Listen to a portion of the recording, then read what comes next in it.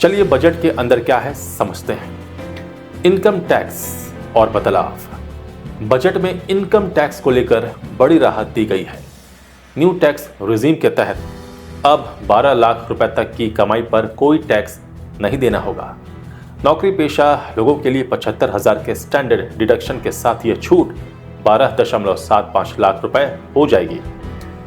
Rent से होने वाली इनकम पर टीडीएस की सीमा 2.4 लाख से बढ़ाकर 6 लाख की गई है। यानी अब 6 लाख रुपए तक के सालाना किराए पर टीडीएस नहीं काटा जाएगा।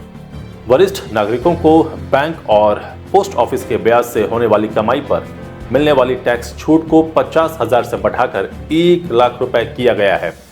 यानी अब ब्याज की इनकम पर वरिष्ठ नागरिकों को 1 लाख रुपए तक की राहत मिलेगी।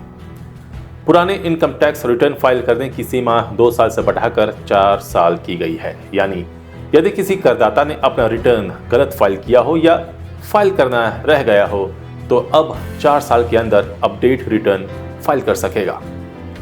बजट में सेल्फ ऑक्यूपाइड हाउस पर टैक्स राहत दी गई है। इसका मतलब यह है कि अगर आपके पास 2 घर हैं और आप दोनों घरों में रहते हैं तो अब आप दोनों संपत्तियों पर टैक्स का फायदा ले सकेंगे, जबकि पहले टैक्स राहत सिर्फ एक सेल्फ ऑक्यूपाइड हाउस में ही मिलती थी। वहीं पुरानी टैक्स रिजीम चुनने पर अभी भी आपकी 2.5 लाख रुपए तक की इनकम ही टैक्स फ्री रहेगी।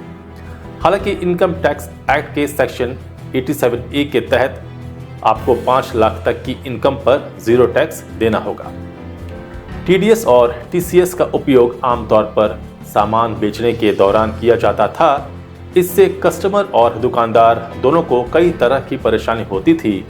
वित्त मंत्री ने इससे टीसीएस हटाने का ऐलान किया है। ये भी कहा है कि ऊंची दरों पर टीडीएस उन्हीं मामलों में लिया जाएगा जिनका पैन नंबर नहीं होगा। विदेश में पढ़ाई के लिए पैसा भेजने पर tax collected at source TCS की लिमिट अब 10 लाख रुपए कर दी गई है।